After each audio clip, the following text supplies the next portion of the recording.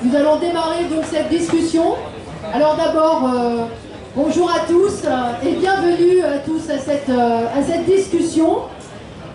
Je compte faire une introduction donc, sur le thème reconstruire la gauche ou militer sur le terrain de la lutte de classe. Je compte faire une introduction je ne dirais pas une vingtaine de minutes, on va dire. Enfin, bon, ça peut peut-être un peu déborder, je ne sais pas. Et puis ensuite, bien sûr, vous aurez la parole pour dire ce que vous en pensez, ce que vous avez envie de dire, et la parole, bien sûr, circulera. Alors, je pense qu'il n'est pas nécessaire de revenir sur tous les reculs que la classe ouvrière subit depuis des années. Les reculs sur les conditions de vie, sur les conditions de travail, le recul aussi bien sûr au niveau politique, sur les valeurs, on le mesure avec l'enracinement de l'extrême droite, y compris dans les classes populaires et dans la classe ouvrière.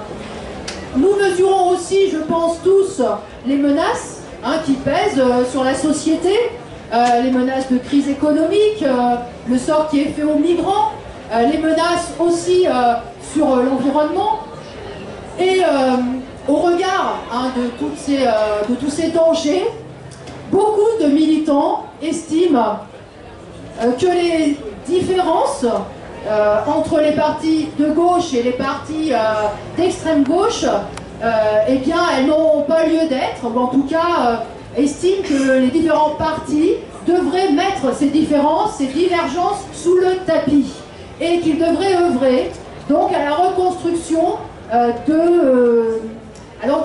politique de la gauche, œuvrer à une nouvelle union de la gauche.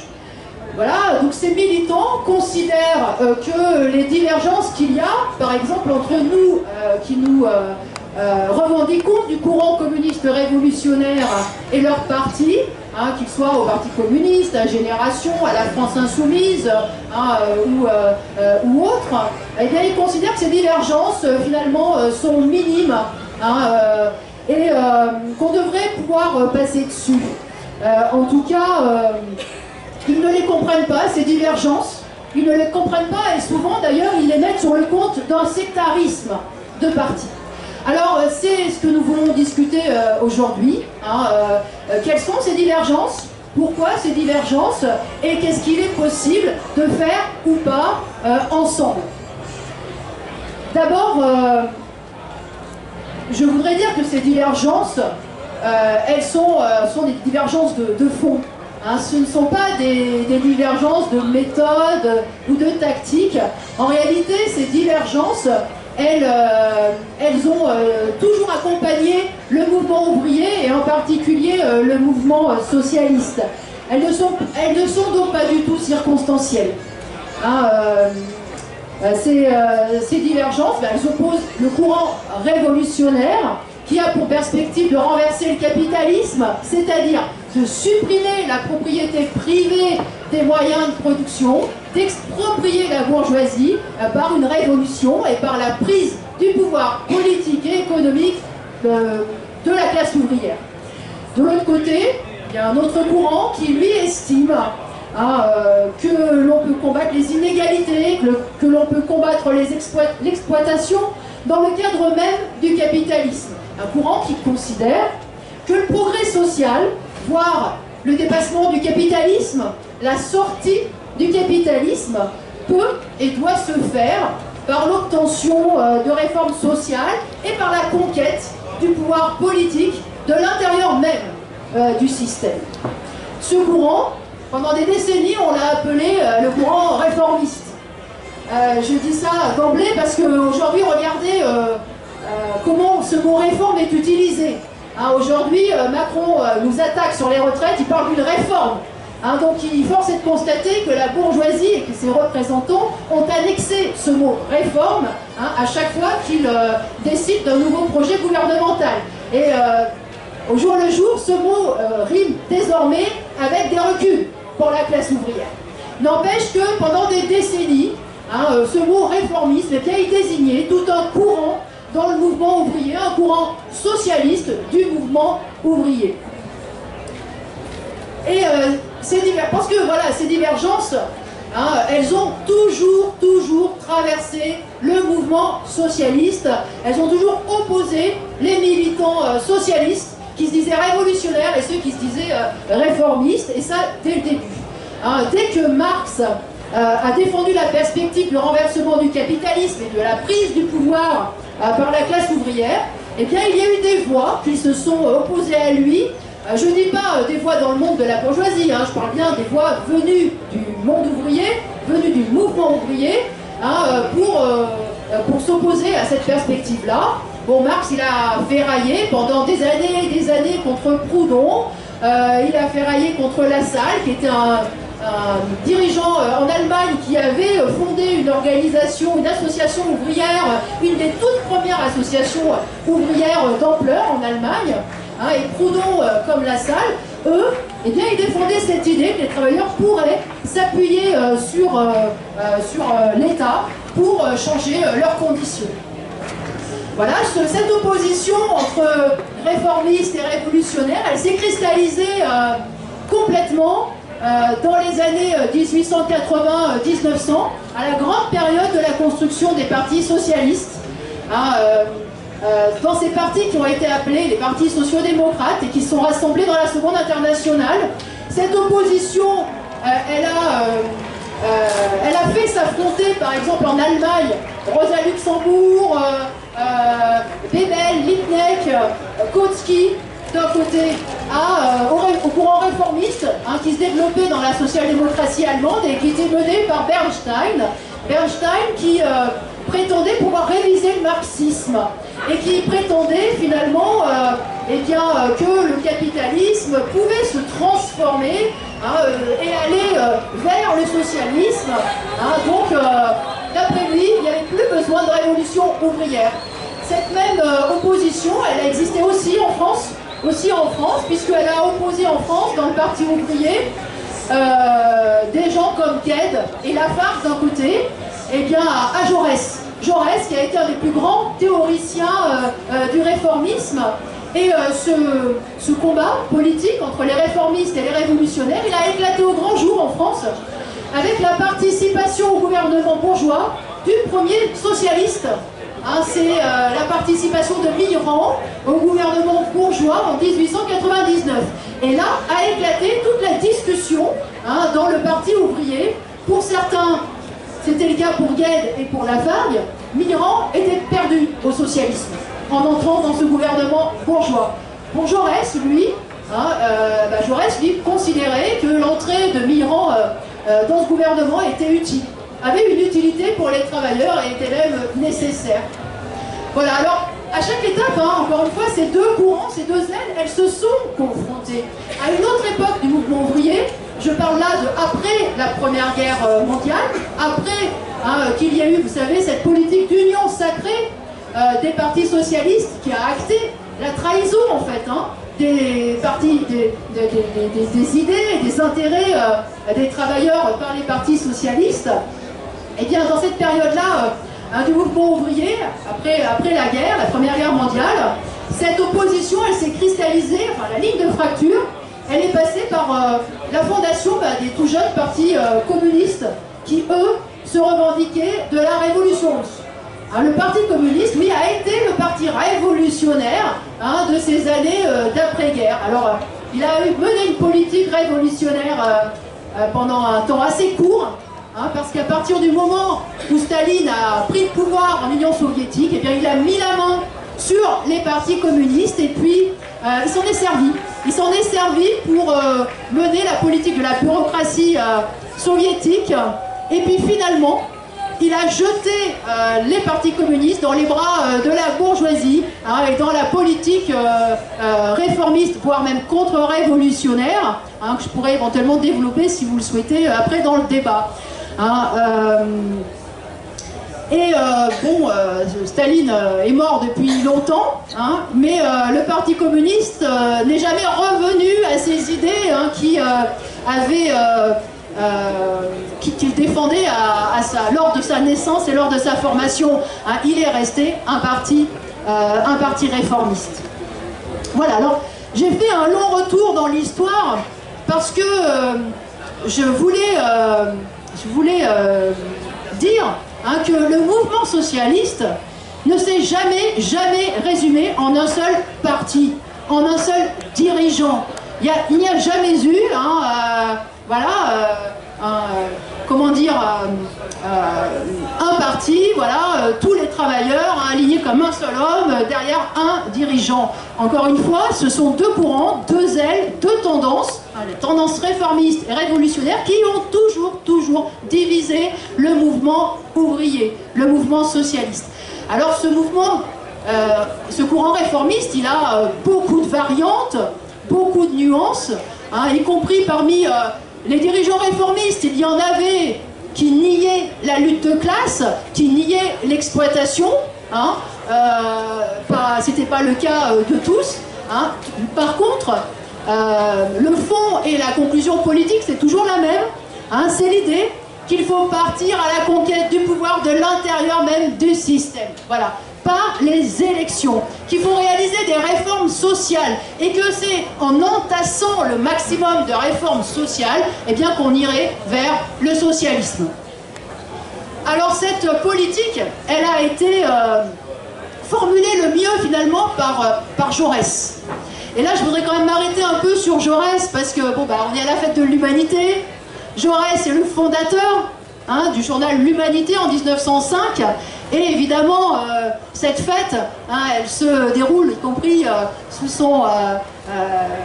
avec son héritage politique.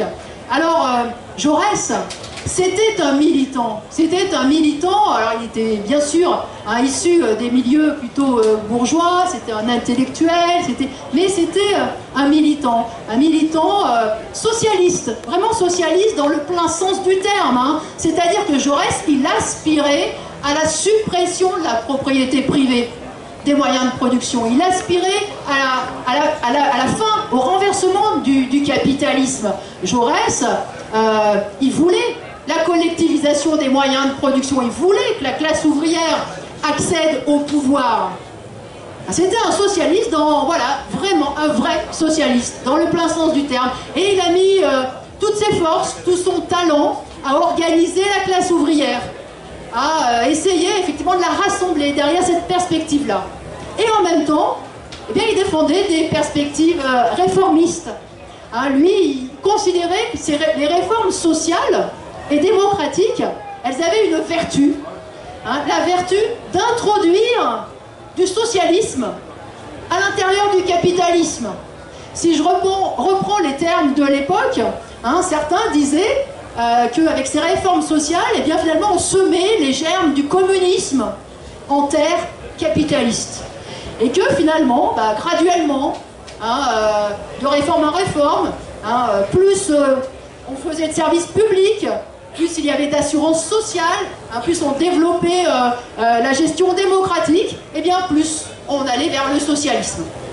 Alors cette politique, elle avait quand même un fondement concret dans la réalité. C'était basé sur une évolution objective de la société. C'était ces années 1880 jusqu'à la veille de la guerre de 14, où effectivement la bourgeoisie prospérait, où le capitalisme se développait. D'ailleurs, c'est la période où la bourgeoisie partait à la conquête du monde, c'est la période de la création des empires coloniaux, elle étendait son pillage, et c'était la prospérité, oui, dans les pays impérialistes.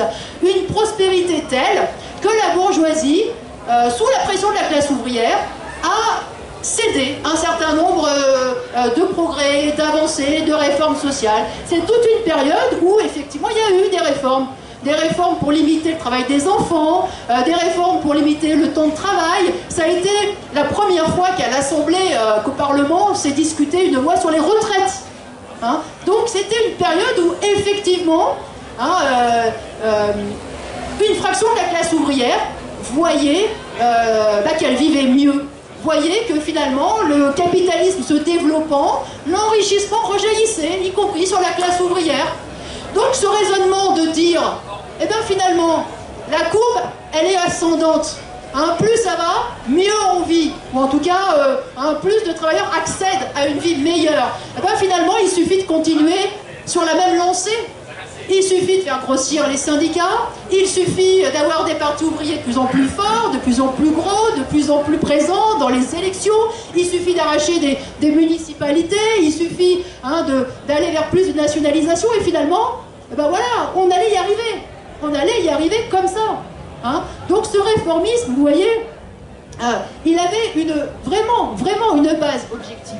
C'était cette base que, voilà, il y avait du progrès social pour la classe ouvrière, sur la base de lutte, sur la base de mobilisation. Mais la bourgeoisie, elle pouvait céder tout ça. Elle prospérait, elle était riche, il n'y avait pas de souci. Aujourd'hui, qu'est-ce qu'il en est? Est-ce qu'on constate cette courbe ascendante, qu'on va vers le mieux?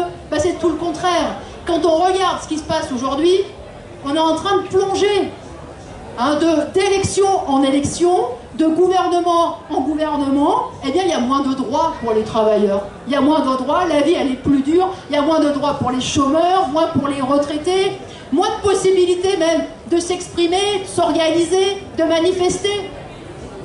Qu'on regarde de quelque côté que ce soit le rythme de travail, le code de travail, on mesure justement qu'il n'y a jamais rien d'acquis pour les travailleurs, que cette histoire d'acquis, de conquête qui suffisait d'accumuler, ça ne marche pas comme ça. Non, il n'y a jamais rien d'acquis pour les travailleurs, parce que la bourgeoisie, elle ne renonce jamais. Elle mène en permanence sa lutte de classe. Et que tant qu'elle conserve le pouvoir, eh bien, elle attaque. Et dans ce moment qu'on vit du capitalisme, ce moment où le capitalisme, eh bien, il est arrivé au bout de ses forces, où il est pourrissant, et où en fait on s'enfonce dans la crise, eh bien, cette bourgeoisie, elle est de plus en plus rapace, et la lutte de classe, elle est de plus en plus féroce.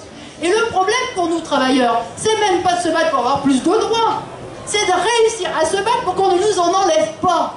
Voilà la réalité qu'on est en train de vivre. Aujourd'hui, il n'y a plus de base objective, concrète, à ces idées réformistes. On constate que depuis des décennies maintenant, eh bien, cette politique des petits pas, cette politique réformiste, elle nous ramène en arrière. Ben, malgré tout, ces idées réformistes, elles continuent de dominer les partis qui s'adressent à la classe ouvrière. Voilà. Parce que c'est la politique du Parti communiste aujourd'hui. C'est cette politique qui considère que voilà, il faut de l'intérieur essayer de peser sur la situation. Quand on regarde aujourd'hui les perspectives, les mots d'ordre, les revendications du Parti communiste, eh bien finalement ce sont celles de Jaurès. Redistribution des richesses en augmentant les impôts des plus riches, meilleure représentation des salariés dans les conseils d'administration, plus de services publics, j'ose pas dire nationalisation, parce qu'aujourd'hui on en est à se battre contre les privatisations. Donc voilà. Mais encore une fois, c'est les mêmes idées, et finalement c'est toujours cette même idée, c'est que voilà, c'est l'électoralisme. On s'en sortira effectivement par les rapports de force électoraux. Ces idées réformistes, elles sont défendues par un tas de gens. Je pense aussi à Thomas Piketty. Vous l'avez sans doute entendu cette semaine à la radio, ou en tout cas lu des interviews dans les médias, parce qu'il vient de sortir un nouveau livre. Enfin, oui, c'est ça, il vient de sortir. Et d'ailleurs, il est invité à la fête. Eh bien, voilà, Piketty, c'est celui qui tente de formuler le réformisme à la sauce la plus moderne qui soit. Clairement. Il essaye de mettre tout ça, de remettre tout ça au goût du jour. Il se veut le théoricien moderne, finalement, de ce courant-là. Mais au final, il nous ressort les recettes éculées de la taxation des plus riches. Voilà, toutes ces perspectives, elles se limitent à ça, à cette fameuse taxation, vous l'avez peut-être entendu, à 90% des grandes fortunes. Alors lui-même dit, mais attention, ce n'est absolument pas une mesure révolutionnaire. La preuve, aux États-Unis, la bourgeoisie l'a accepté pendant des années et des années. Donc voilà, c'est pas à lui faire offense que de le classer du côté des réformistes. Et voilà, alors il a peut-être le mérite de parler de dépassement du capitalisme, de poser le problème du régime de propriété privée des moyens de production, hein, Piketty. Mais voilà, il ressort ces vieilles recettes réformistes, qui, encore une fois, n'ont plus aucune base objective. Hein, alors, voilà, aujourd'hui, quelles que soient les variantes de ces idées, eh bien, elles conduisent toujours à la même politique. Se préoccuper d'abord et avant tout des élections, des rapports de force électoraux, hein, et délaisser le terrain de la classe ouvrière. Délaisser le terrain, le seul terrain où la classe ouvrière, elle peut être forte, où elle peut se compter, où elle peut faire un apprentissage politique et où on peut être en but à ceux qui dirigent véritablement la société. Je parle de la grande bourgeoisie, je parle du grand patronat, je parle des capitalistes, justement. Et puis ces idées, eh bien, elles conduisent toujours, au bout du compte, à s'accommoder du capitalisme, à chercher à expliquer que, bon, ben voilà, il faut l'encadrer, il faut l'amender, il faut limiter la casse, hein, mais il s'agit toujours hein, d'envisager les avancées sociales pour les travailleurs dans ce cadre-là. Eh bien, nous pensons que tout ça, c'est totalement utopique. Les inégalités sociales, le chômage, et puis même l'irresponsabilité du capitalisme, que ce soit vis-à-vis des hommes, vis-à-vis des travailleurs ou vis-à-vis de la planète, ce sont les produits mêmes du système, ce sont les produits d'un ordre social. Bien sûr, on peut les faire reculer si on se bat, si on se fait craindre par la bourgeoisie. C'est possible de les faire reculer, ne serait-ce que momentanément, mais on ne peut pas les éradiquer. Le capitalisme ne cesse de les fabriquer, exactement comme la crise. La crise économique, elle est inscrite dans les gènes même de cette société capitaliste. Parce que dans cette société capitaliste, c'est la course aveugle au profit, ce sont les lois du marché, il n'y a rien d'organisé. On ne peut aller que vers le chaos. Et on y reviendra peut-être dans le débat. Mais plus que jamais aujourd'hui, parce qu'encore une fois, ce capitalisme vieillissant, il est au bout du rouleau. Et on n'est pas les seuls à annoncer, à dire que ça va finir tout ça par nous exploser à la figure. Tous les experts de la bourgeoisie, chaque semaine, nous expliquent que le krach va venir de telle ou telle bulle. C'est la bulle sur les actions, c'est la bulle sur l'or, c'est le problème des taux négatifs, c'est la bulle immobilière. Mais ils s'attendent tous à ce que ça nous pète à la figure. Hein, ils savent pas quand, mais ils sont certains que ça va nous péter à la figure, parce que oui, cette économie capitaliste, c'est devenu une économie de casino. Alors, voilà, le capitalisme, il n'a pas toujours été dans cette situation-là, hein. Je le redis, il y a eu effectivement des périodes de développement, c'est vrai. Il y a eu des périodes de développement, cette grande phase impérialiste, il y a eu des périodes de prospérité, mais y compris dans ces périodes-là, où la classe ouvrière, elle a réussi à arracher un certain nombre de choses pour elle, des avancées. Comment cela s'est-il terminé à chaque fois? Eh bien, regardez les avancées de ces années 1900, 1910. Regardez les avancées de ce fameux Front populaire, de cette grande grève de 1936. Toutes ces avancées-là, elles se sont fracassées sur 2 guerres mondiales. Parce que, précisément, tant qu'on laisse le pouvoir politique dans les mains de la bourgeoisie, tant qu'on ne l'exproprie pas sur le terrain économique et politique, eh bien c'est elle qui continue de diriger. Et ce sont ces intérêts commerciaux, ces intérêts guerriers qui orientent toute la société. Alors pour nous, c'est ça l'essentiel. Il faut retenir cette idée que tant que l'on n'exproprie pas la bourgeoisie, tant qu'on ne lui enlève pas son pouvoir de nuire, et son pouvoir de nuire qui est à cette base économique, tant qu'on ne prend pas le pouvoir économique, tant que la classe ouvrière ne prend pas le pouvoir économique et politique, eh bien toute la société court à la catastrophe. J'en profite pour voir.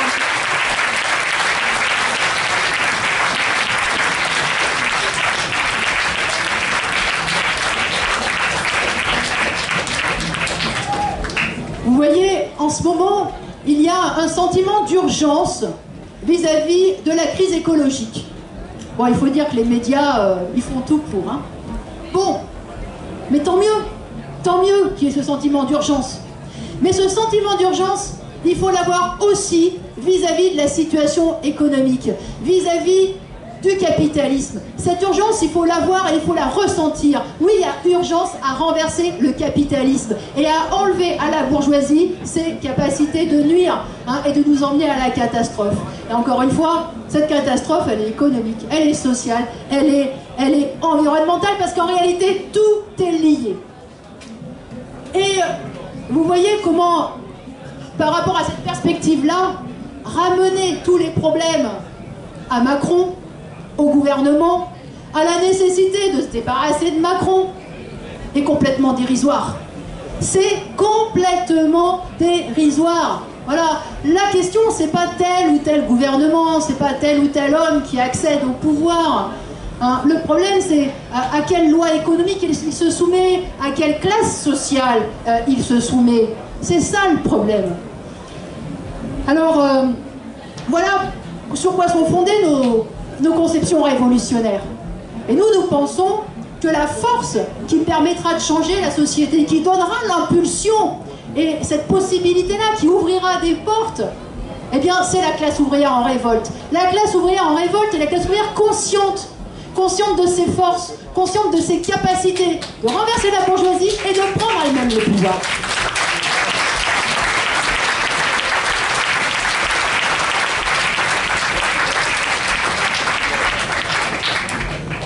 Alors voilà, j'ai fait un grand développement pour poser un petit peu ces divergences de perspective entre le courant révolutionnaire et le courant réformiste. On pourra y revenir dans le débat, mais avant, je voudrais quand même dire que ces divergences-là, elles ne nous empêchent pas de militer et de faire un tas de choses avec d'autres militants. Absolument pas.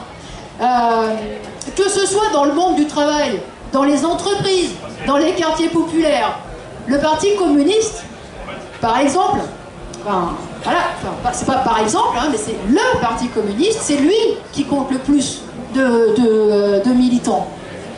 Bien sûr, il a reculé, le Parti communiste, mais il compte encore un très grand nombre de militants, de sympathisants, d'ex qui peut-être ont trouvé d'autres manières de militer, qui souvent militent à la CGT, qui parfois militent au Secours populaire, militent pour la Palestine, militent pour les sans-papiers. Enfin bon, ils se sont trouvés un tas de combats à mener, tout à fait légitimes.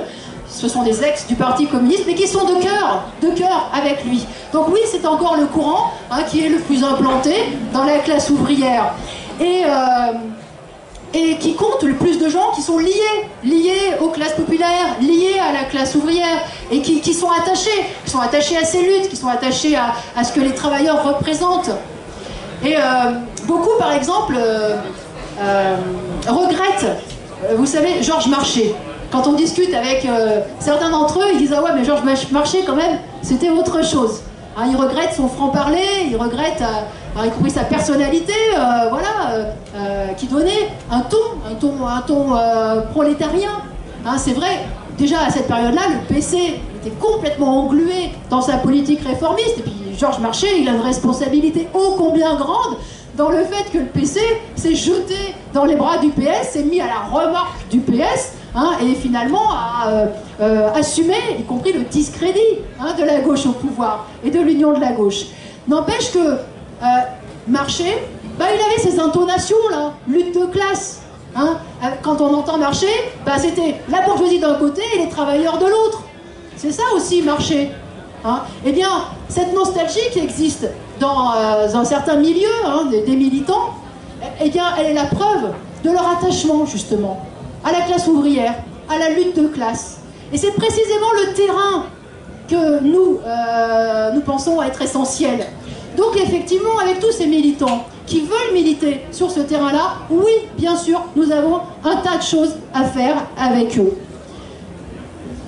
Et puis, nous pouvons aussi nous retrouver dans un tas de combats politiques, ne serait-ce que pour dénoncer la politique anti-ouvrière du gouvernement, la politique de Macron, bien sûr, à condition de ne pas faire croire qu'il y aurait une meilleure politique et qu'il faut l'attendre des prochaines élections présidentielles, parce que là, enfin, le sauveur suprême va arriver, le prochain Mitterrand ou je ne sais quoi arrivera, et cette fois-ci, il fera la bonne politique. Bon, à condition de ne pas faire croire cela, Mais s'il s'agit effectivement de dire ensemble que la priorité ce sont les intérêts des travailleurs contre ceux de la bourgeoisie, eh bien là, oui, d'accord, il n'y a pas de problème.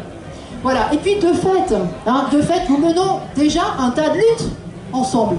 Parce que on milite ensemble dans les syndicats, parce qu'on se côtoie dans les quartiers populaires, dans les villes ouvrières, et puis on se retrouve très souvent au coude à coude, que ce soit dans les luttes des travailleurs, dans les grèves, contre la fermeture des usines, contre des licenciements. Voilà, dans tous ces combats quotidiens-là, bien sûr qu'on est du même côté de la barrière. Là-dessus, il n'y a pas de problème. Prenons un exemple de l'actualité, ça me permettra aussi au passage de les saluer, la RATP. D'abord, je voudrais saluer la démonstration de force qu'ils ont fait hier, parce que justement...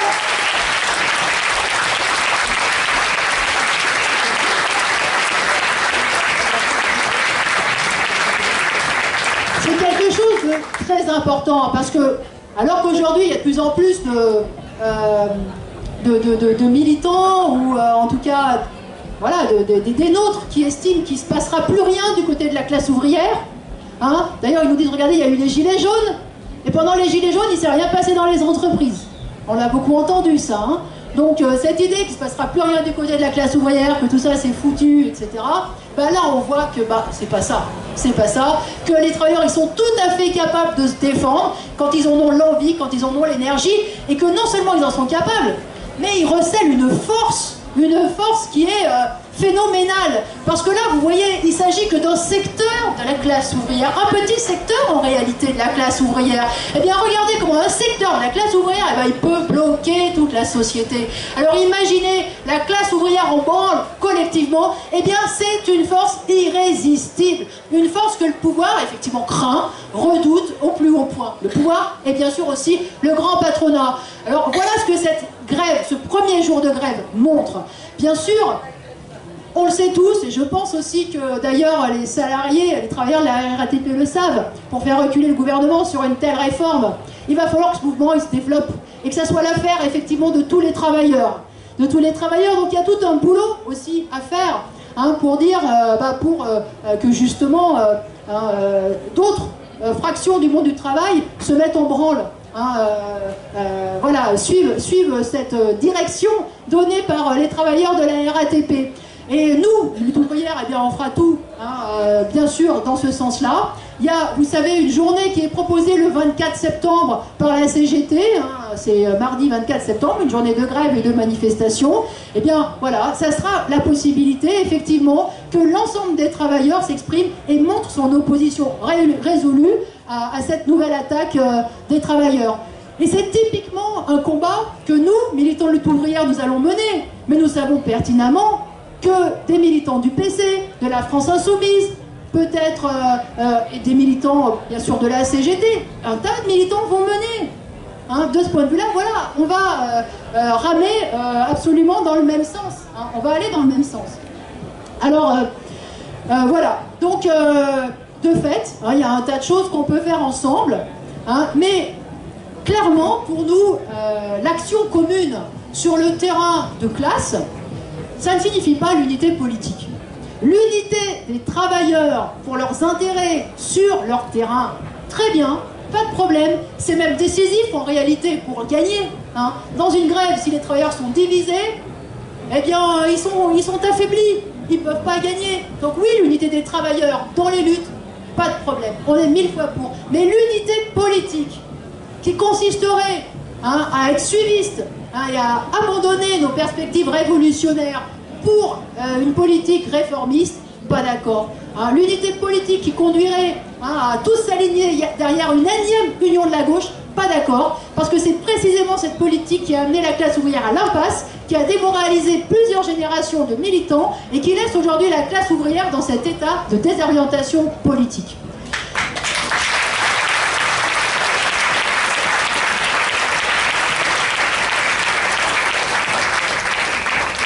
Et je voudrais rajouter que dans toutes les périodes de montée des luttes, dans toutes les périodes pré-révolutionnaires ou dans les périodes révolutionnaires, c'est une question essentielle.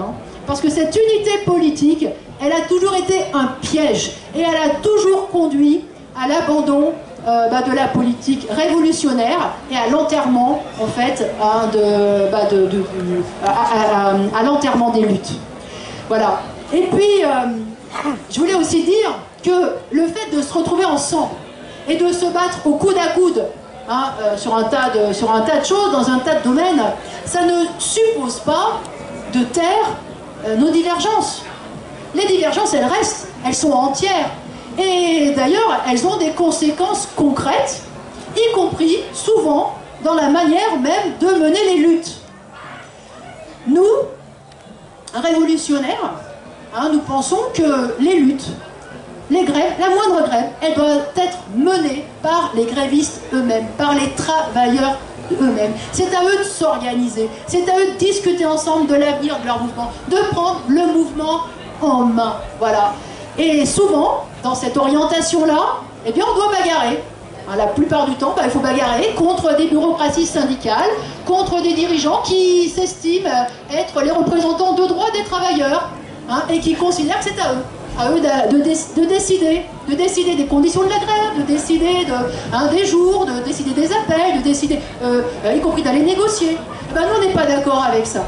On n'est pas d'accord avec ça. On pense au contraire que ce sont les grévistes eux-mêmes, les travailleurs eux-mêmes, qui doivent diriger leur mouvement. Et ça, pour nous, c'est quelque chose de très important, parce que quand on appartient au monde du travail, quand on est ouvrier, employé, salarié, on passe notre vie à attendre les décisions des autres.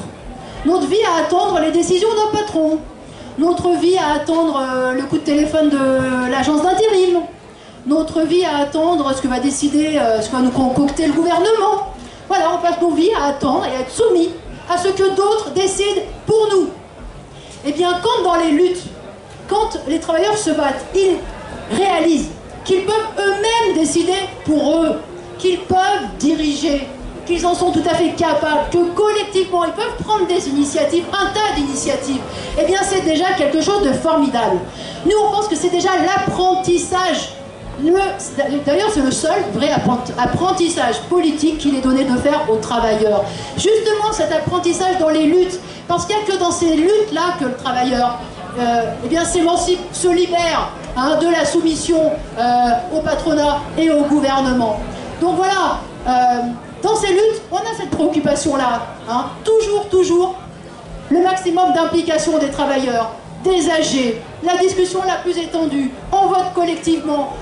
On n'est pas d'accord, on en discute. Ça ne veut pas dire parler d'une seule loi, non, mais de discuter ensemble, de trancher ensemble. Voilà, donc c'est fondamental pour nous, parce qu'on est convaincus que les travailleurs ils sont capables de diriger leur mouvement, de diriger toute la société. Donc, ça passe évidemment par cet apprentissage-là, d'être capable, effectivement, de diriger leur mouvement. Voilà, alors... nous savons très bien que nous militons dans une période qui n'est pas révolutionnaire. Toutes les luttes que nous menons se limitent à empêcher des reculs, ce sont des luttes défensistes, ce sont des luttes qu'on pourrait qualifier de luttes réformistes, elles se situent dans le cadre de ce système. Eh bien, il n'empêche qu'on a cette préoccupation de la mener en révolutionnaire.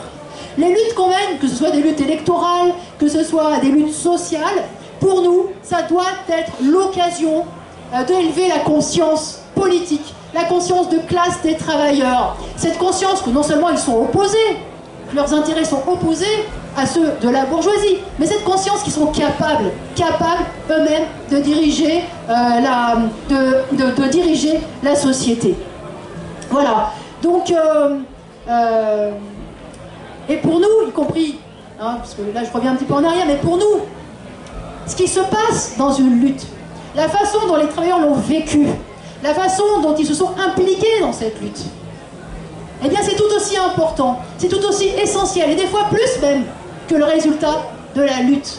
Parce que les traces qui restent dans la tête, dans la conscience, eh bien tout ça, c'est des éléments pour préparer toutes les luttes. Parce que les luttes, ça s'arrête, voilà, on mène une lutte défensiste, mais le combat il continue. Et il continuera tant qu'on n'aura pas réussi à renverser la bourgeoisie. Alors j'arrive à la conclusion. Bon, ben, vous l'aurez compris, hein, pour nous l'essentiel, c'est que les travailleurs trouvent le moyen de se regrouper, de faire entendre leurs intérêts. C'est que les travailleurs renouent avec cette conscience de classe, Et voilà, c'est cette conviction que les forces de la classe ouvrière, elles sont intactes. Elles sont intactes. Et on le voit avec la RATP, dès qu'elle rentre en mouvement, on voit ce que ça donne. Ces forces, elles sont intactes, et ce qui manque le plus, hein, le plus cruellement, et ce qu'il faut reconstruire, et bien justement, c'est cette conscience politique. C'est cette conscience de classe. Comme on l'écrit hein, dans le tract, si les travailleurs restent atomisés, dispersés, émiettés, sans cette conscience d'appartenir à une seule et même classe, qui a des intérêts communs, eh bien la bourgeoisie et tous ces partis, hein, et bien sûr le Front National, le Rassemblement National, hein, au premier plan, ah ben, tous ces partis ils chercheront à dresser les travailleurs les uns contre les autres. Ils chercheront à dresser des pauvres contre d'autres pauvres. Mais si les travailleurs parviennent à se souder derrière cette conscience de classe solide, hein, si on arrive à en faire un ciment, eh bien oui, ils représenteront une force exceptionnelle, une force qu'aucune autre catégorie sociale hein, ne peut espérer représenter. Et alors, eh bien, ils pourront diriger véritablement la contestation sociale, pas seulement contre Macron, mais contre toute la bourgeoisie qui tire les ficelles derrière, et ils pourront ouvrir la voie vers une autre société. En tout cas, c'est la seule issue hein, pour enrayer la catastrophe globale dans laquelle nous entraîne le capitalisme aujourd'hui.